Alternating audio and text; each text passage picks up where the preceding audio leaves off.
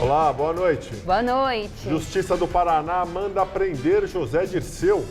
Ex-ministro teve recurso negado e agora deve se apresentar até amanhã às 5 da tarde para começar a cumprir a pena de 30 anos. Polícia Federal conclui inquérito sobre Gleisi Hoffmann.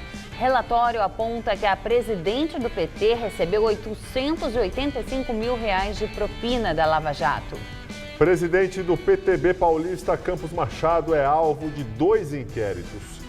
MP investiga enriquecimento ilícito do deputado estadual. Juiz de Campinas tira benefícios que Lula possui por ser ex-presidente da República. 250 pessoas são presas em mega operação contra crimes de abuso e exploração sexual infanto-juvenil. Você acompanha essas e outras notícias após o intervalo. Até já! Cada vez mais, personagens homossexuais ganham destaque nas telenovelas. Mas será que o retrato estereotipado faz bem para a sociedade? No Dia Internacional de Combate à Homofobia, tem reflexão sobre respeito, aqui no Todo Seu. A gente precisa problematizar a própria questão da heterossexualidade como uma naturalização. Na gastronomia, o sabor da França é o grande protagonista. Eu ainda bato um papo com o humorista Bruno Mota e com o diretor Cláudio Torres, que trazem para o Brasil a divertida adaptação de uma comédia da Broadway. Vem conferir, Todo Seu é hoje, 10h30 da noite. Estou esperando. Tá a fim de escrever a sua própria história? Que tal dirigir a sua própria vida? Então corre pra cá, que a sua hora chegou. Bem-vindo ao Mundo Casper, o lugar certo para você pensar, criar e questionar. Na Casper, razão e emoção se unem para fazer diferente, fazer melhor. E você, aceita o desafio? Tem muita coisa nova te esperando por aqui. Faculdade Casper Libero. Paixão por comunicação.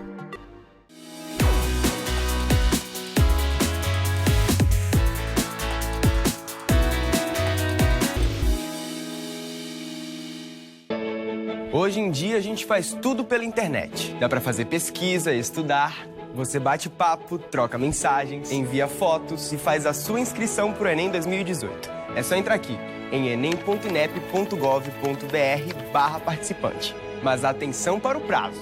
As inscrições vão de 7 a 18 de maio. E mesmo quem fez o pedido de isenção precisa fazer a inscrição. Ministério da Educação, Governo Federal. Neste domingo, o time do Mesa entra em campo com os melhores comentários do Brasileirão. Confira os lances, os gols e as polêmicas do clássico entre o tricolor paulista e o Peixe. Tudo isso com a presença especial de Jorge Luiz Pinto, o técnico sensação do último Mundial. Mesa Redonda, neste domingo, 9 da noite. Oferecimento Lux Color. Tudo que é muito bom é tão bom quanto pintar com Lux Color. Rede Pit Stop, a sua rede de peças e serviços no Brasil. –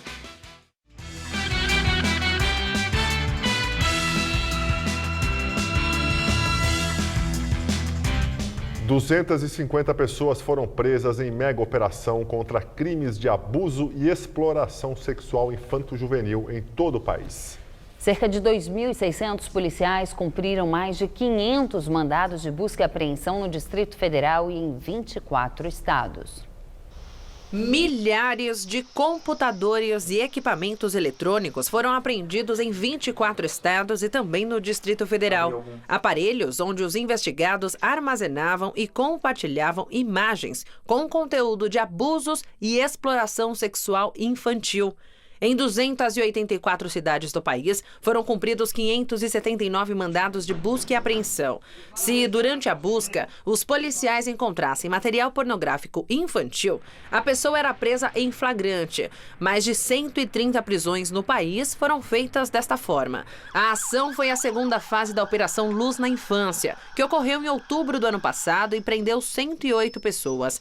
Para reprimir abusos sexuais infantis cometidos pela internet, cerca de 2.600 policiais civis participaram da ação. Essa é a maior operação para reprimir crimes de abuso, exploração sexual infanto-juvenil realizada no mundo em apenas um dia. O Estatuto da Criança e do Adolescente considera como crimes os atos de adquirir, armazenar e compartilhar imagem de pornografia com criança ou adolescente. No Código Penal, também é crime um adulto manter relação sexual com um menor de 14 anos. Para a polícia, a dificuldade é identificar esses criminosos. A Diretoria de Inteligência da Secretaria Nacional de Segurança Pública identificou os alvos que faziam mais de 150 acessos por dia a conteúdo com pornografia infantil na internet. Havia advogados, estudantes e até um médico. Sobre os presos em São Paulo, todos eram homens com idades entre 17 e 85 anos e muitos casados e com filhos. Quem armazena, ele pode se tornar amanhã uma pessoa que irá compartilhar, irá praticar os outros verbos do artigo, né? Ele pode produzir, ele pode querer praticar fisicamente um abuso sexual. Então, por isso que ele não é tolerável, o armazenamento.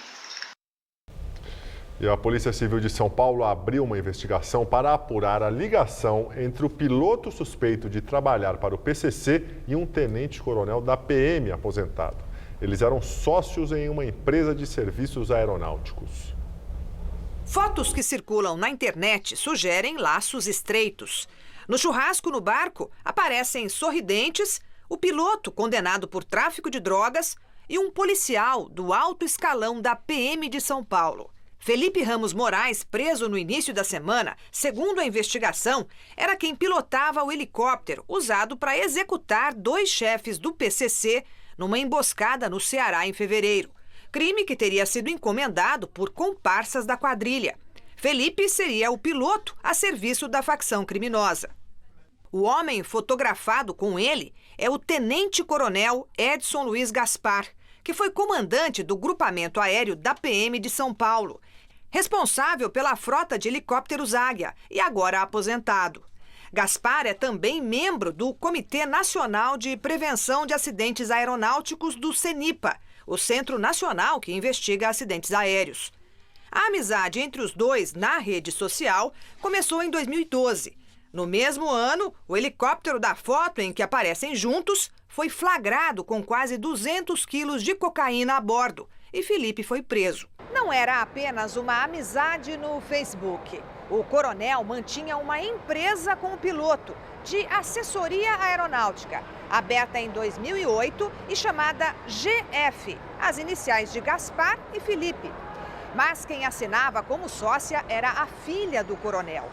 Quase uma década depois, em março do ano passado, de acordo com o registro na junta comercial, o nome de Felipe foi retirado do contrato social e, no lugar dele, entrou o nome do coronel Gaspar.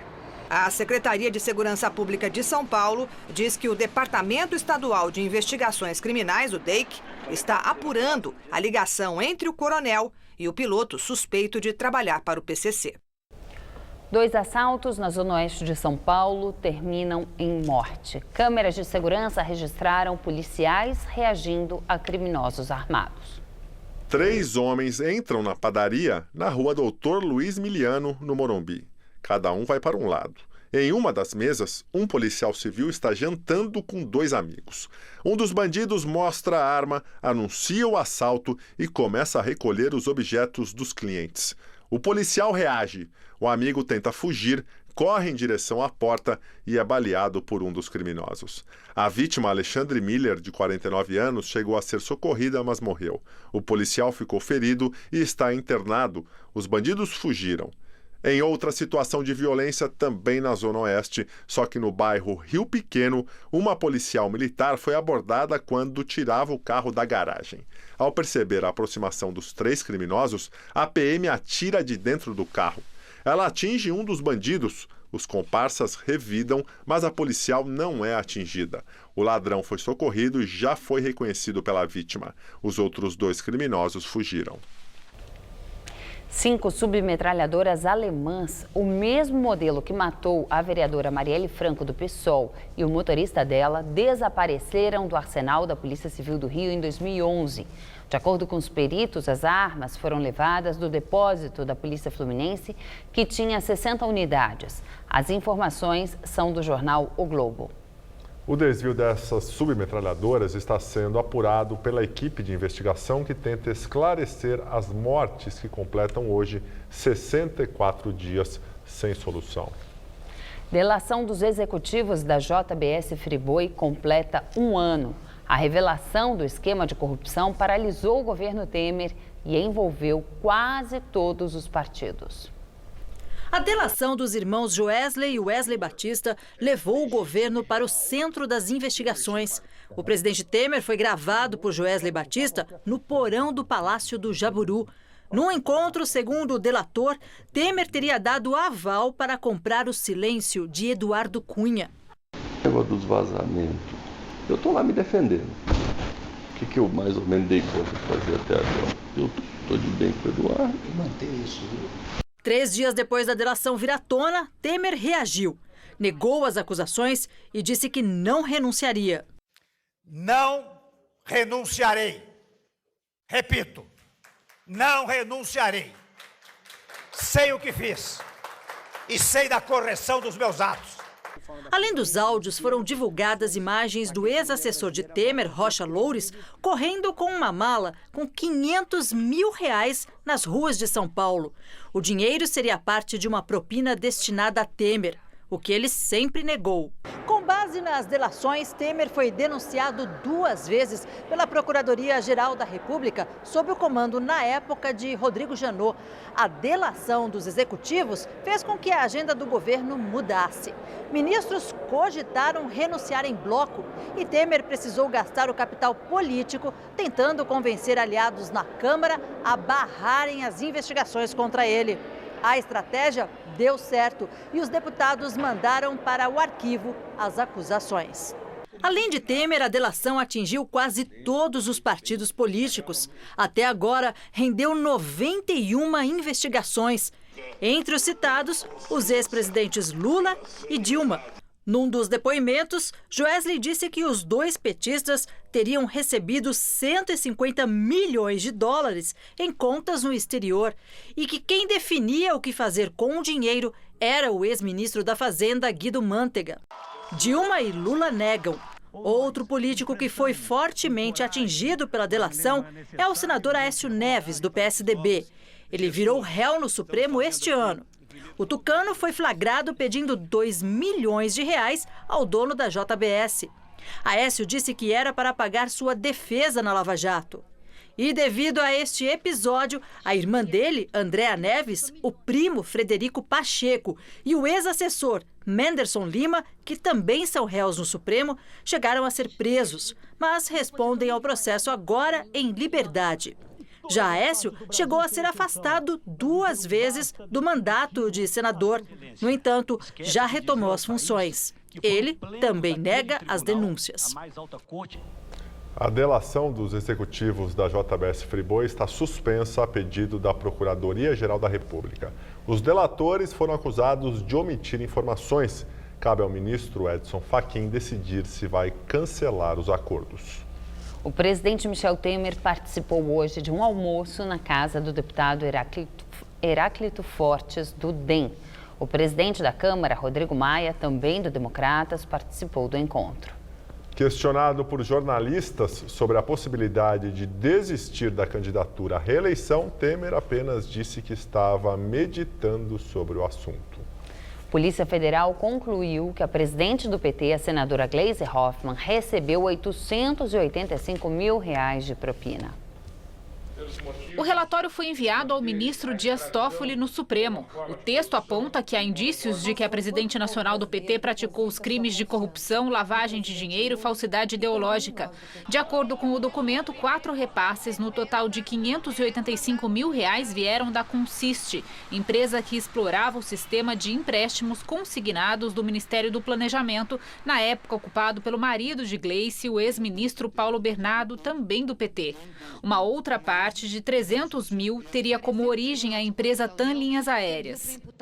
As investigações duraram um pouco mais de 1 ano e meio. Ao analisar as planilhas apreendidas dos envolvidos, os investigadores mapearam o caminho do dinheiro por meio de quebra de sigilo. Foram encontrados indícios de que juntos, Gleice Hoffmann e Paulo Bernardo e pessoas ligadas ao casal receberam cerca de 7 milhões de reais do Fundo Consiste.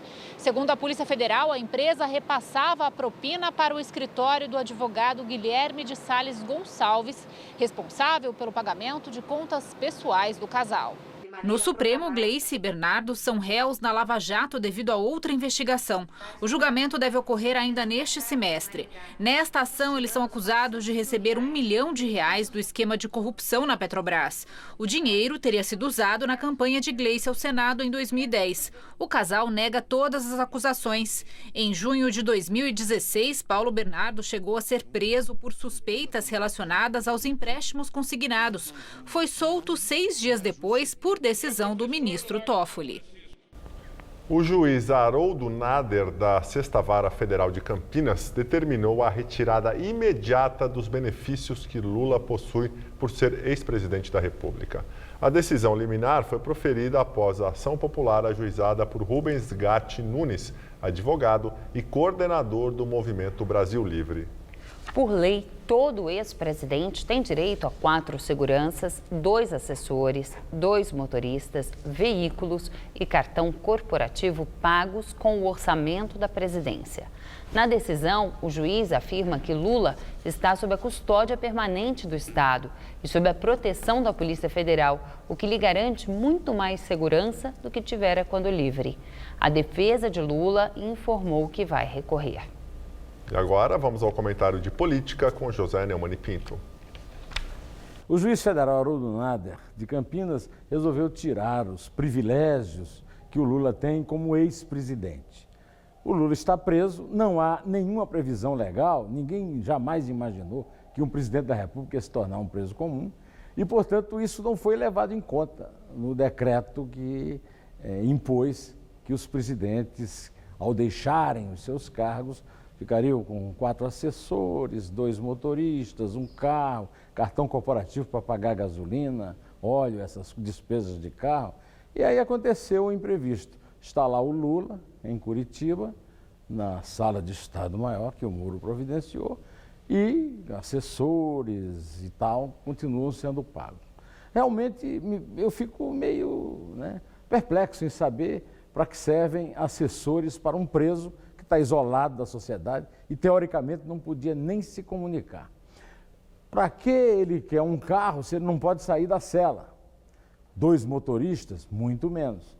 Então, eu acho que a decisão do juiz é bastante razoável. Eu só não acredito que ela prospere. É claro que ela já está sendo aplicada, mas logo, logo aparecerá um Toffoli, um Gilmar Mendes ou um outro desembargador ou ministro generoso que gostará de fazer um favorzinho para o ex-presidente Lula. O que não me impede de dizer que lugar de preso é na cadeia, na cela, se possível, sem contato com ninguém, porque a punição pelo crime é o isolamento, é a solidão, é a falta de contato com a realidade. Lula é um preso comum, condenado por crimes comuns, e já lamento que não esteja cumprindo pena na cadeia, mas sim numa sala da Polícia Federal. Já estava na hora de ir para a cadeia mesmo, para valer. Bom, eu volto terça-feira, direto ao assunto. Em pé! Justiça do Paraná manda prender José Dirceu. Hoje, o ex-ministro teve recurso negado e deve se apresentar até amanhã às 5 da tarde na Polícia Federal em Brasília para o início do cumprimento da pena. Os desembargadores do Tribunal Regional Federal em Porto Alegre rejeitaram o último recurso da defesa de Dirceu em segunda instância, num dos processos em que o petista é réu. O juiz Sérgio Moro tinha condenado o ex-ministro a 20 anos. No entanto, a pena foi elevada pelo TRF4 para 30 anos e 9 meses de prisão. Ele é acusado de ter recebido 12 milhões de reais em propina da Ingevix por meio de contratos superfaturados com a estatal. Segundo o Ministério Público, o ex-ministro recebeu o dinheiro enquanto era julgado pelo Supremo no mensalão petista. Ele foi condenado pelos crimes de corrupção passiva, organização criminosa e lavagem de dinheiro. Dirceu ainda pode recorrer ao Superior Tribunal de Justiça e ao Supremo. Até agora, a pena de Dirceu é a segunda mais alta na Lava Jato. A primeira foi de Renato Duque, o ex-diretor de serviço da Petrobras, ligado ao PT, condenado a 43 anos de prisão. José Dirceu chegou a ser preso em agosto de 2015 pelo esquema de corrupção na estatal. Em maio do ano passado, por decisão do Supremo, foi mandado para casa, de onde é monitorado por tornozeleira eletrônica. Na Lava Jato, o ex-ministro ainda é réu em outras 2 ações penais. Numa, já foi condenado por Moro a 11 anos e 3 meses de prisão, acusado de receber propina de uma fornecedora de tubos para a Petrobras e de ocultar, por meio de sua empresa, a JD Assessoria e Consultoria. Este processo ainda não foi para a segunda instância. Na outra ação, teria recebido propina das empreiteiras Engevix e da UTC. O presidente do PTB paulista, o deputado estadual Campos Machado, é alvo de 2 inquéritos por suspeita de enriquecimento ilícito. Relatório de inteligência do Conselho de Controle de Atividades Financeiras, órgão vinculado ao Ministério da Fazenda, aponta operações suspeitas envolvendo transações no valor de R$6 milhões em contas bancárias do parlamentar, da mulher dele, Marlene Machado, e do escritório de advocacia em que o presidente do PTB é sócio. Segundo o Ministério Público Estadual, o crime envolveria o ressarcimento de gastos com locação de imóvel para seu escritório político e a devolução do salário de servidores indicados pelo político. Só na Assembleia Legislativa, cerca de 160 cargos estariam sob sua influência, em um esquema ilegal que movimentaria cerca de R$500 mil por mês. As investigações estão divididas em 2 inquéritos da Promotoria do Patrimônio Público e Social. As práticas irregulares ocorreram de 2008 a 2015, quando Campos Machado já era deputado estadual. Ele é um dos políticos mais influentes de São Paulo e está no 7º mandato consecutivo como deputado. Em 2008, foi candidato a vice-prefeito da capital paulista na chapa do ex-governador Geraldo Alckmin, do PSDB. Campos Machado nega qualquer irregularidade nas movimentações financeiras e se diz vítima de vingança por causa de uma PEC que ele apresentou em 2013 para impedir que promotores investiguem políticos por atos de improbidade.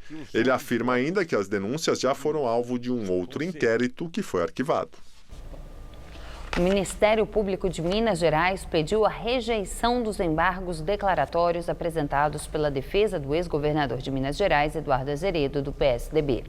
Ele foi condenado em segunda instância por participação no chamado Mensalão Tucano.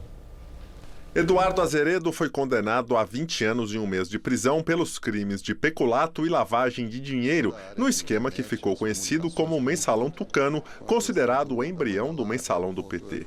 O julgamento do último recurso contra a condenação no Tribunal de Justiça de Minas Gerais foi marcado para o próximo dia 22 de maio. O Ministério Público Mineiro se manifestou hoje contrário aos embargos declaratórios apresentados pela defesa. Caso os desembargadores do TJ acatem o pedido dos promotores, o Tucano deve iniciar imediatamente o cumprimento da pena. O ex-governador do PSDB é acusado de participar de um esquema de desvio de dinheiro de estatais, como a Companhia de Saneamento de Minas Gerais, a Copasa, e o Banco do Estado de Minas. O dinheiro foi usado para o Caixa 2 da campanha à reeleição ao governo mineiro, em 1998. O esquema desviou cerca de R$3 milhões e contou com a ajuda das empresas de publicidade de Marcos Valério, condenado no Mensalão do PT a 37 anos e 5 meses de prisão.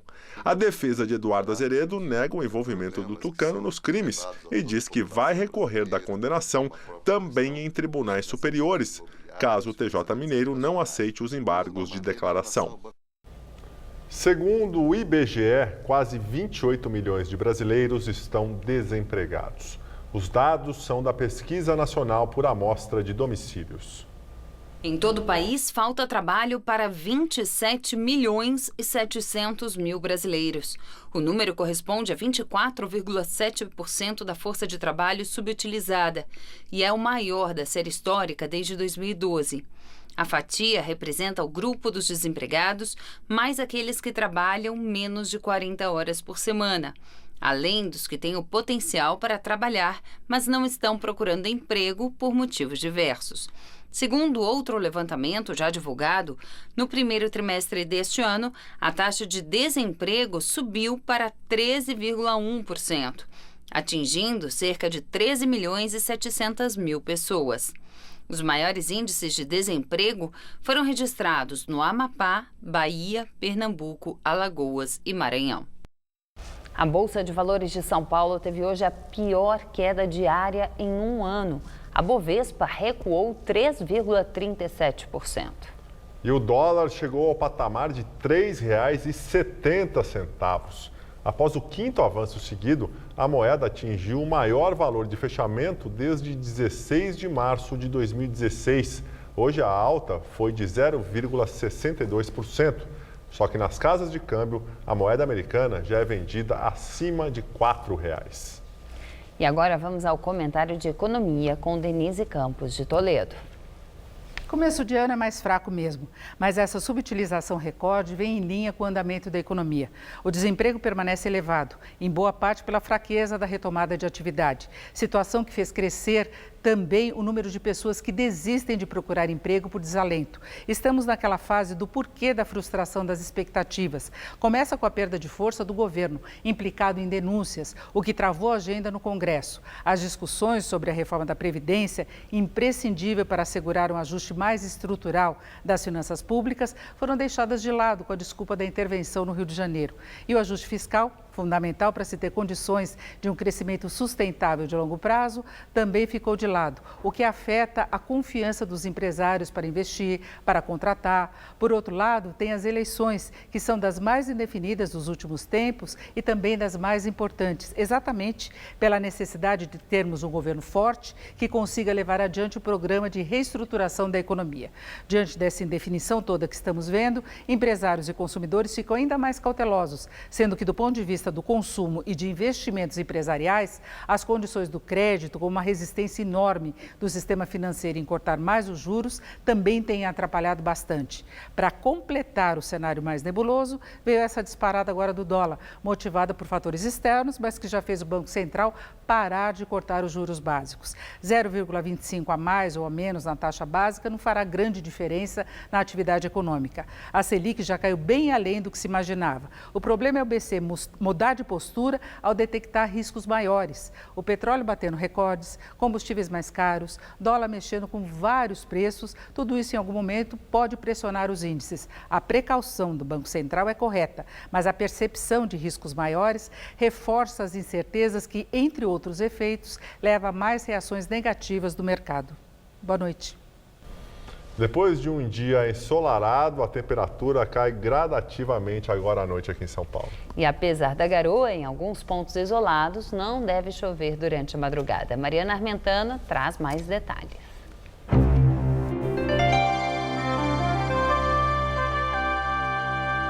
Para a capital faz um calorzinho amanhã, mas olha, esfria pra valer no final de semana, viu? Nessa madrugada teremos mínima de 17 e máxima amanhã à tarde de 27 graus, com predomínio de sol e uma pequena possibilidade de chuva a partir da tarde. Aí no sábado o tempo já fica bem estável, com chuvas a qualquer hora e a máxima cai para 24 graus. No domingo não teremos mais chuva, mas em compensação, olha o frio. Mínima de 13 e máxima prevista de apenas 19 graus. Prepara o cobertor. Nós ficamos por aqui. A edição de hoje pode ser vista no site do Jornal da Gazeta. Muito obrigado pela companhia. Tenha uma excelente noite. Até amanhã, Juliana. Até amanhã, Gabriel. Uma ótima noite para você. Fique agora com Rony Von e todo seu.